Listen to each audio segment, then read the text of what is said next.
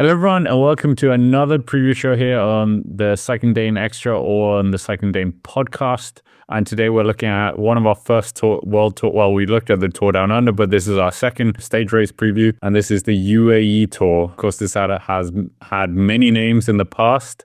We've had a whole host of prestigious winners as well. Roglic won the first edition. Adam Yates won it ahead of Tadej Pogacar. Tadej Pogacar won in 2 years. Then we had Remco Evenepoel with no Tadej Pogacar in the race. And then last year it came down to the wire with Leonard van Itfeld beating Ben O'Connor. And Tadej Pogacar is the headline. We're returning the world champion. But here to discuss everything about the UAE Tour for this year is, of course, Patrick Blake of Outdo Cycling.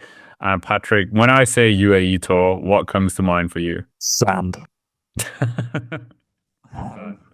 Just sand and camel racing and camel racing is great. Don't knock it. There is a great Netflix documentary about it. Okay, that was a side note. Oh my word. Okay, I haven't watched that. Somebody put a synopsis in the comment section if you have watched it. But yes, the UAE Tour, famous for pretty much some of the best sprinting in the year, you could say, alongside probably the Tour de France. You'll see some of the best sprinting. So it is really good if you're a keen fan of sprinting. And there is usually some crosswinds in there as well. We saw that with the Tour of Oman. Such wide open spaces do kind of elicit themselves to have some crosswind action. So don't just look towards the Jebel Hafid and the Jebel Jais, which are both in this edition, to form a GC gaps. We saw in the Tour of Oman how riders, namely like Eddie Dunbar, was very much caught out in crosswinds. So you have to be on it. You can't just expect all the GC actions going to happen on the climbs. So yeah, it's certainly you may think you may want to just tune in for the last 10Ks of every sprint, but you never know when there might be some crosswind action going on. I mean, Jebel Hafid and Jebel Jais, is that two climbs that you're fond of? I mean, I love the Jebel Hafid. I think it's great. It's probably going to break the record this year as well. So yeah, I mean, maybe they will do. Who knows? Maybe that's the only thing which is keeping Pogacar interested in the race outside of the sponsorship. Probably obligation to come here as well. Jebel Jais, it doesn't really tickle my fancy, to be honest with you. It usually ends in some sort of strange sprint amongst climbers. I remember like Ganna's been up here in the past where he hasn't even been dropped in the Jebel Jais. Average is kind of encroaching on the stage-by-stage breakdown, but it's just not the most exciting climb for me because it's so hard to get away. I know like Rubio has tried in the past to break away early and that has worked, but the Jebel Hafid is the more interesting climb, but it does level off towards the top, so you need to really get your punches in the first 2/3 of the climb, I would say, and then you just got some flatter terrain towards the top. But it has provided some very interesting spectacles over the years. Yeah, don't celebrate too soon as well, like Alexei Lutsenko did 1 year. But yeah, anyways, we might as well. What does the route look like for 2025 in the UAE Tour? So this edition's UAE Tour is 7 stages long, and we start off with an interesting stage, which I'm not really sure if we've seen anything like this before. It's the Medinat Zayed Shams Solar Park, world famous, obviously, to the Liwa Palace, which looks like it should be a bit of a sprint day, but there is a kick up to the line, whether it'll be quite like the Hatter Dam, rest in peace, Hatter Dam, because we haven't seen that for ages. It looks like it's going to be a bit up and down, actually. There's quite a few little climbs in there, and I think I'm really interested, actually, to see how this goes. It's, for me, one of the more intriguing stages of the week, just because usually you see just a flat line in the UAE Tour, or a flat line with a hill at the end of it, whereas this is a little bit interesting. So that's going to be quite interesting. I don't think it'll be able to dislodge loads of sprinters, but it'll be interesting nonetheless to see how that sprint goes. Stage 2, we have an individual time trial, which is 12 kilometers long. It's that kind of very typical one where they kind of go loop someone and they go on a roundabout and come back. Pretty much just a very flat TT. I think there's something like 2 meters of elevation gain in this whole 12 kilometers. So really fast, really flat. Stage 3, from Ras Al Khaimah to the Jebel Jais, as I was mentioning before, 19 kilometers at 5.6%, does insinuate that it should be a very grueling climb, should be really attritional, but generally it's not. You see quite a cagey battle, but perhaps with a certain Pogacar here, you might see some more interesting racing going on up there. Stage 4 from the Fujairah Kida Beach to the Al Quwaim. This should be a sprint. There is a climb early on, but that should also be a pretty bog standard sprint. Stage 5 from the American University Dubai to Hamdan bin Mohammed Smart University. So from one university to another, 160 kilometers. That should be a sprint day as well, as should Stage 6, which goes from the Abu Dhabi Cycling Club to the Abu Dhabi Breakwater. And then lastly, Stage 7, rounding out the week, from Al Ain Hazar bin Zayed Stadium to the Jebel Hafid. And that will round out a week of racing with a GC day to, see pretty much, it will decide GC quite a lot. That time trial will create some differences. I think the Jebel Jais, it really depends how it's raced and the direction of the wind also. If it's a tailwind, maybe people will feel a little bit more adventurous, but I think the organisers are expecting that having the Jebel Hafid at the end keeps people engaged until the end, because hopefully the time gaps won't be that big. Record of Jebel Hafid is currently held by none other than Mr. Jebel Hafid, Adam Yates. He took it in 2023, where he had the battle with Remco, and that was 25 minutes and 53 seconds. That was quicker than him and Tadej Pogacar doing it. Well, that quickest time was in 2021. I also recall one year someone saying that it was turning into MotoGP because they were going so fast up the climbs, which was, I can't remember who said that, but I thought it was a funny quote. But I mean, we've said it, Tadej Pogacar, we might as well stick with him. World champion, expected to win here, his third edition if he does. First race as well of the season. He's been flirting with the idea of Paris-Roubaix that we talked about in, well, first of all, his schedule and also in another video. But yeah, Tadej Pogacar, what do you make of him and his team? And is it a stronger Tadej Pogacar than last year, do you think? I think that it's interesting, firstly, that there have been videos of him going along the Annenberg Trench and also looking around the Flanders route. So obviously he's going to have to, hightail it over to the UAE probably in the next couple of days. I would say that obviously he is the heavy favourite. I'm not really sure who else on this star list can provide that sort of competition. There's no other people really on Pogacar's level. I mean, let's face it, you'd have to throw Jonas or Evenepoel in here to even be somewhat close to that. So Pogacar is the heavy favourite. I would honestly say that is reflected in his team, which I don't think is that strong. I think they just expect that Pogacar is going to be able to take care of himself on the climb. It's got a lot of rouleurs in here. You got Vermeersch, you got Bjerg and Hellehotz, and then you've also got Novak, who's a bit of a jack of all trades. Milano for the sprints. Obviously, he'll be getting the lead out from, Bjerg, but largely relying on his own intuition. And then you've only really got Jay Vine as the mountain domestique. I know Bjerg can climb. He's got very far up the Jebel Jais and Hafid before, and Novak can climb as well. But I would say it's not the strongest climbing squad. What do you reckon? Yeah, it's kind of missing a Del Toro. And once again, Milano gets himself into a team he shouldn't be in. Yeah, no, I agree with that.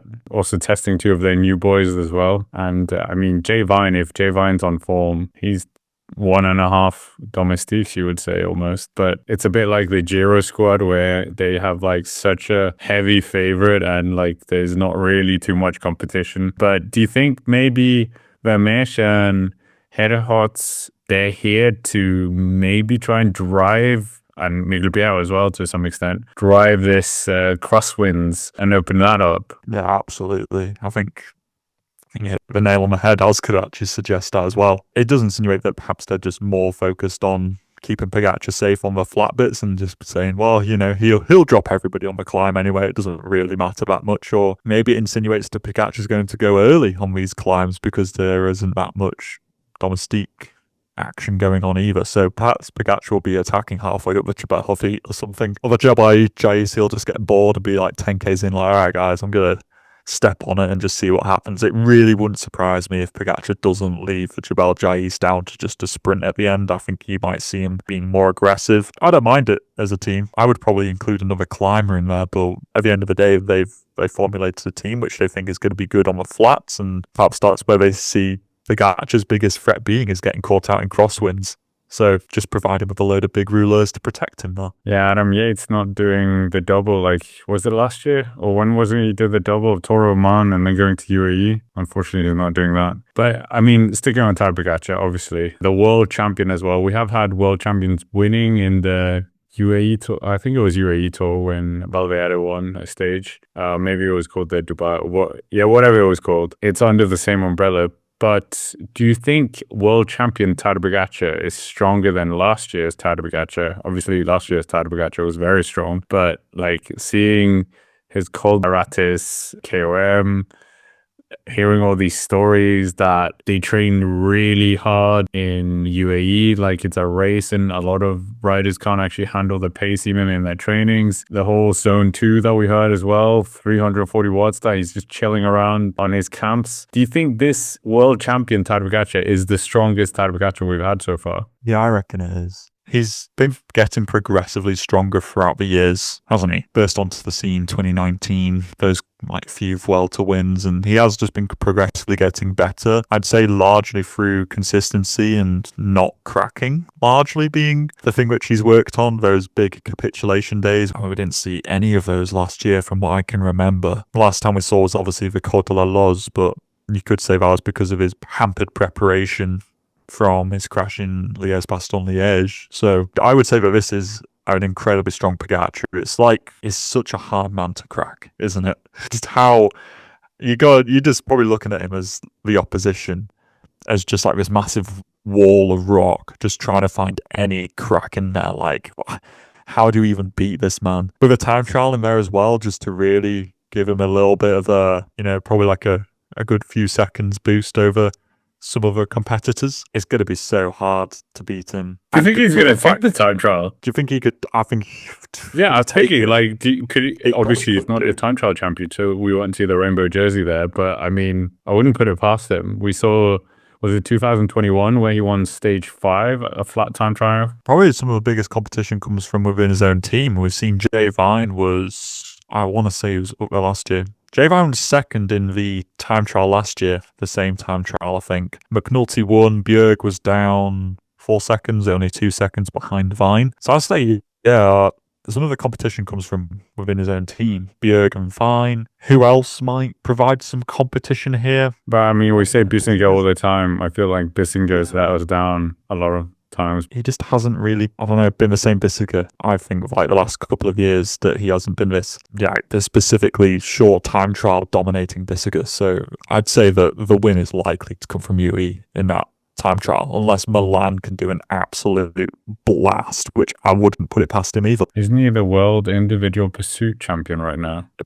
Honestly, Scott, if he isn't, he probably will be soon. Not doing track anymore, apparently. Or he's going to be limiting it.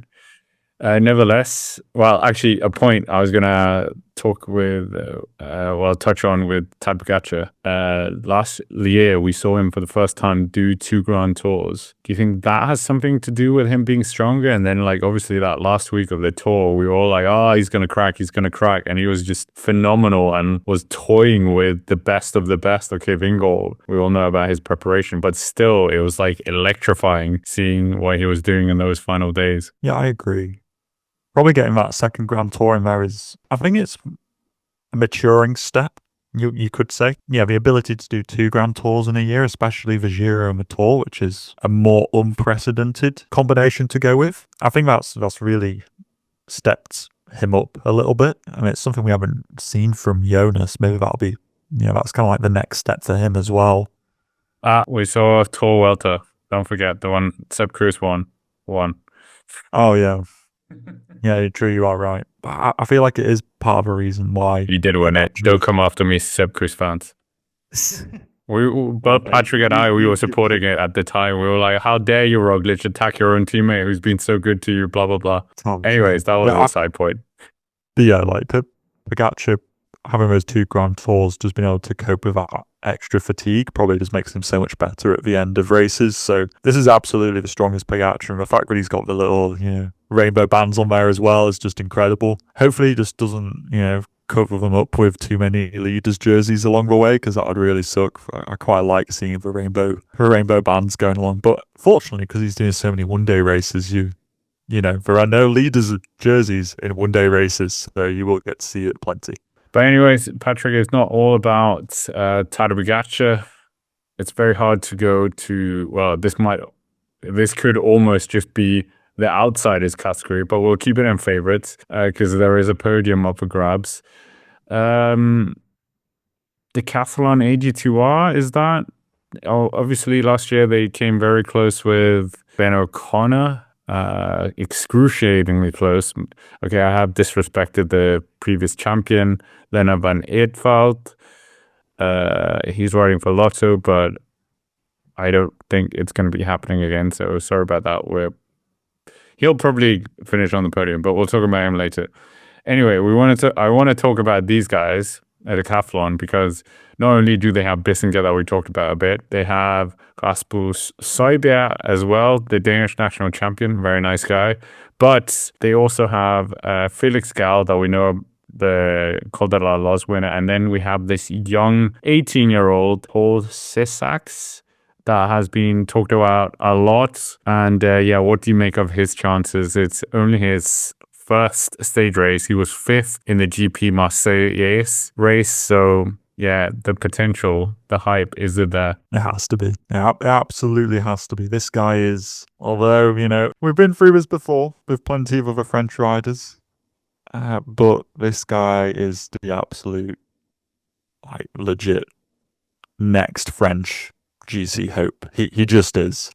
18 years old, and his birthday's in September, so he's ages away from even being 19. It's ridiculous.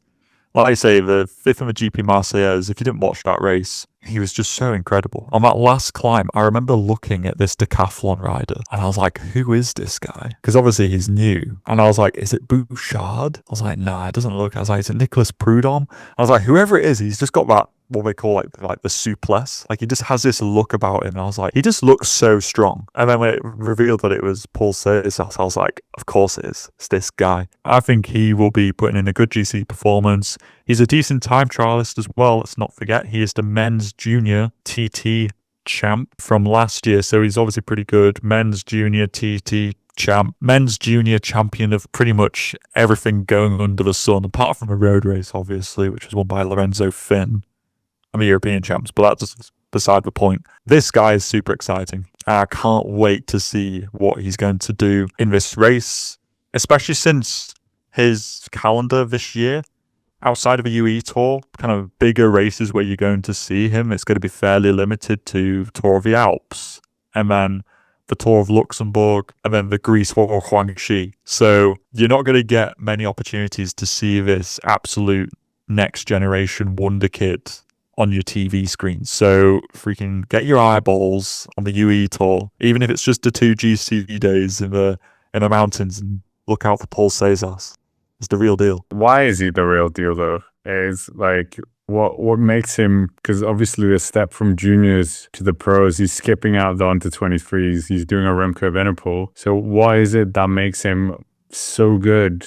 I mean, he apparently turned down UAE as well. He did an interview with a friend of the channel, Ewan Wilson, and it's a lot of faith to put on very young shoulders, and in his only first World Tour stage race as well. There's a lot of pressure, but oh my, if he does it. I think the hype is there just because he's French. Okay, world champion, all this, but yeah. I have such newfound respect that he turned down UAE Team Emirates to go to a French team. That is unbelievable scenes. I love that. He's just such a good one-day racer as well. I think that's certainly a good sign of a good bike racer. Pogacar is a very good one-day racer in his under 23 days. Obviously, we're talking about junior here, but the point stands. Good one-day races are generally quite exciting races, and when they combine that with being a GC rider, you get somebody who's really just willing to throw the kitchen sink at it. And I'm really looking forward to seeing what he can do. Obviously, he's also a decent time trialist as well, so he's got that combination. He's not just another French climber, which we've seen over the years, who have kind of come and gone. This one's actually got a little bit of oomph on the TT rig. And I think that's really exciting to see as well. But yeah, we haven't seen him do any big under-23 races, though, like the Giro d'Italia Next Gen. He is down to do that this year, though. But he's not down currently to do the Tour de l'Avenir, so that'll be really interesting to see. Usually when somebody wins that, they get the full, golden badge. Yep, you are certified hitter. Get yourself in the World Tour. But yeah, I'm really excited to see him just because we're not going to see him that much this year. So actually getting him to see him in a World Tour level race against like Pogacar, this is, it's not going to happen many times this year. That is absolutely mad. I didn't know that you could do that. That you can race against the World Tour guys on a World Tour race, and then you can just dip off into the under-23 Giro and be like, hey guys. That is crazy. Almost feels a bit wrong. But yeah, we'll see what he can do. Anyways, we might as well move on. There's other riders as well. There's not too many. We'll get into the sprinters because I think that will be a really good discussion, but we'll do that separately. Red Bull Bora Hansgrohe. Is this an interesting team? Anton Palzer, Giulio Bellezari, who we know from winning the Cima Coppi last year, signed from Bardiani. Very, very exciting guy. Danny Van Poppel, enemy of the channel after what he did to Tobias Lund Andresen in the Tour Down Under. One of your favorites, Finn Fisher Black as well. This is going to be his, not first European race. Of course, he finished third in the Tour Down Under. But yeah, what do you think of this? Well, the skeleton team that we've been unveiled. There's no big guy. There's not Roglic here, or Danny Martinez. I like it. Maybe that's just because Finn Fisher Black is here, and I'm a big fan of Finn Fisher Black. But in all seriousness, he should put up a pretty decent fight for GC. Don't get me wrong, I don't think he's going to be smashing Pogacar to pieces, but he's got a good time trial. He can climb decently. He's got a good punch, so he might do well on that Jabal Jais as well. Third place, yeah, in the Tour Down Under, he's the Kiwi time trial champion as well now, so you get to see the, Silver Fern in the TT as well. I think that he's a good candidate. He should be targeting a top 5, I think, in this race. I'm not sure how he'll handle the Jabal Jais, but this is going to be a real, more like coming-of-age performance. The Tour Down Under had hills in there. This is more towards mountain territory, and I'm interested to see what Finn Fisher Black can do in his next phase of development to try and see where his abilities as a GC rider lie, and this is the next logical step for him to take. Obviously, we've got Welsford, but we'll probably talk about him in the sprinter section. But to quickly cover some of the other GC riders, obviously, last year's winner Lennart van Eetvelt is here. Not the greatest time trialist, but he should also, like Scott said earlier, be targeting probably a top 3, realistically.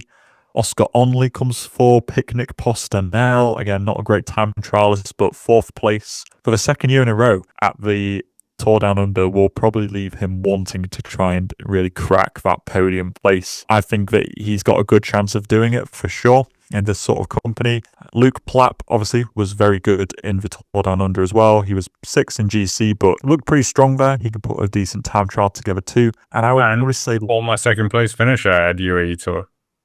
Oh yes, of course. And I would say I have Jan Hurt, Junior, and I'd say the last one, Carlos Rodriguez for the Ineos Grenadiers, comes here. He can do a decent time trial. He doesn't have the biggest punch, so I think he'll struggle on that Jabal Jais day, but I think he's another one who should be going for the top 5. And that pretty much, I think, rounds it out for the GC contenders, all in all. Anyway, now we might as well come to the most interesting, probably most competitive part of this race, the sprints, because it seems like every man and its donkey is here. Not that you could say that.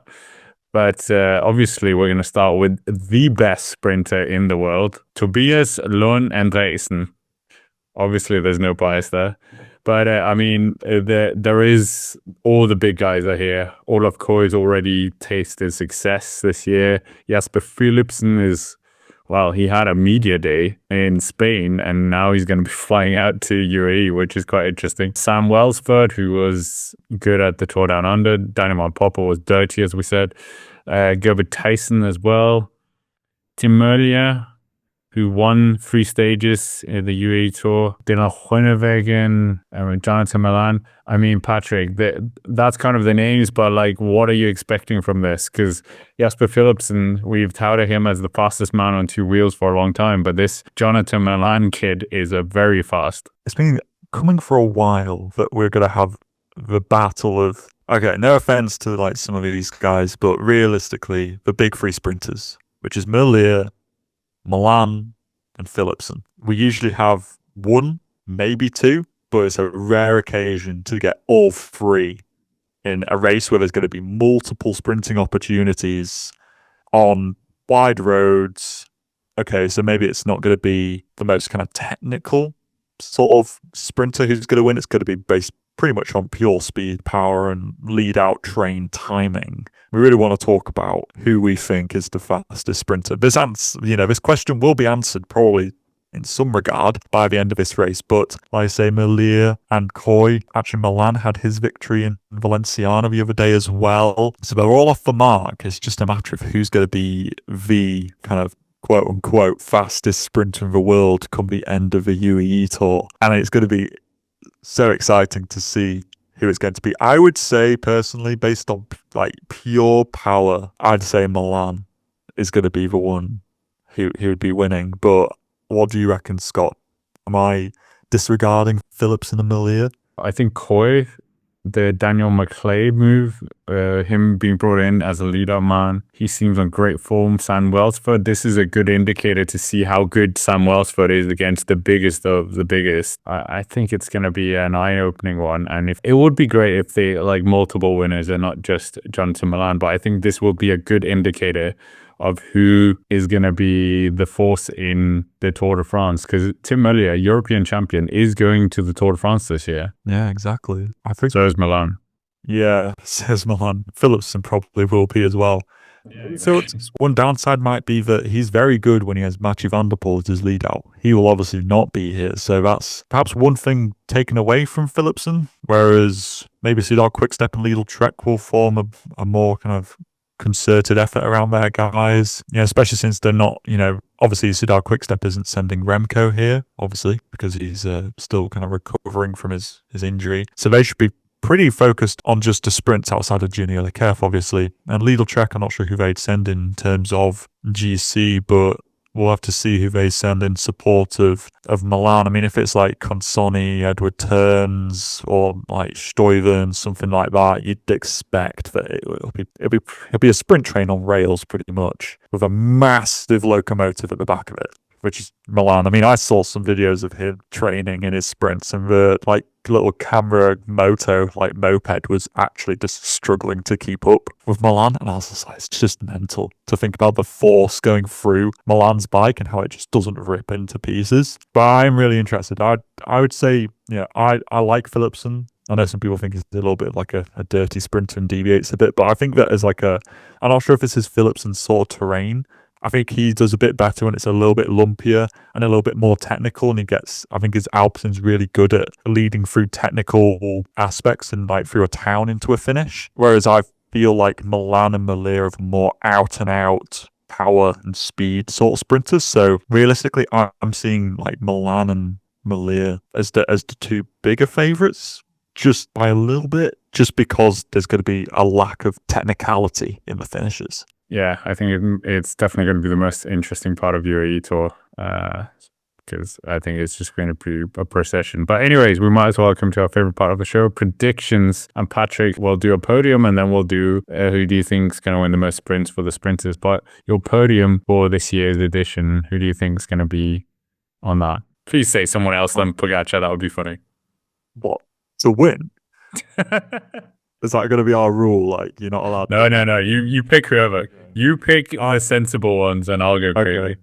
I'll pick something sensible. I will go with 3rd place will be Oscar Onley. 2nd place will be Leonard Van Aertvelt, and Pogacar will win. Seems pretty sensible to me. Okay, I'm going to say we haven't even mentioned Froome, 4-time Tour de France winner. Well, we mentioned him now. But Tour de France, well, actually, Jakob Fuglsang, he stang him a bit on a podcast in Danish, but we won't go there. I don't want to get Jakob Fuglsang in trouble. Yeah, I'm going to say Pogacar wins because, yeah, you can't deny that. If he stays on two wheels, then no one's going to be able to beat him from this field. Second place, I think Carlos Rodriguez, maybe. And then in third place, we're going to have Paul Seixas. That I would love that. But it also feels cheating that he's going to the 123 Giro. That should not be allowed. We've spoken about this before. You have a World Tour contract. You're not a junior rider anymore. Yeah, exactly. You've made the step. Or under 23. Well, under 23. Okay, so stages. Who do you think is going to be the best sprinter, and how many stages will they have won? Out of the four? Four, right? Or are you saying three? Yeah, the first one's a bit weird. It's a little bit of an uphill kicker. I'm still going to go with Milan. And I think that he'll get 2. Okay, I'm going to say Tim Merlier, European champion, gets 2. I was thinking about Jasper Philipsen, but yeah, you make a valid point with no much of Underpool. Bonus question is, where will Rasmus Højbjerg finish in the GC? Because he's the Danish national champion. No bias there. Finish in GC. Wow, we have to keep it interesting. Oh my word. What? This completely caught me off guard. I have no idea. I'll go with, I don't know how many people are in this race. 83rd. I'll say 45th. Message you. I'd be like, right, I need you to really either try or drop time to finish 45th in GC. Just so I can win on the preview show. Yeah. Anyways, with that, that's basically it for this preview show. Of course, we're going to do all the World Tours, all World Tour races. Make sure to hit the like button if you haven't already. Subscribe to the channel to keep up to date with all the things here. And check out the podcast as well on Spotify or Apple Podcasts or wherever. And check out Patrick's own channel, Auto Cycling, as well, which is also active now. So yeah, a lot of good things there as well. But for now, thank you very much for watching, and we will see you in the next one.